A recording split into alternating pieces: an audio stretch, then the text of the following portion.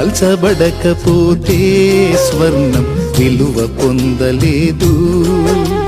చీల్చబడకపోతే మేఘం వర్షాన్ని ఇవ్వదు, దున్నబడకపోతే భూమి పంటనివ్వలేదు, చెక్కబడకపోతే శిల్పం కాదు, శ్రమల కొలిమిలో కాలకపోతే యేసు రూపు రాదు,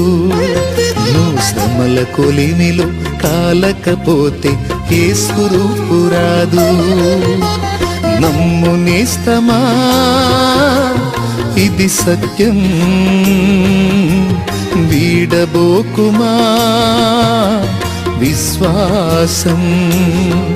నీ ఆశ నిరాశ కానే కాదు, వేదన ఎందుకు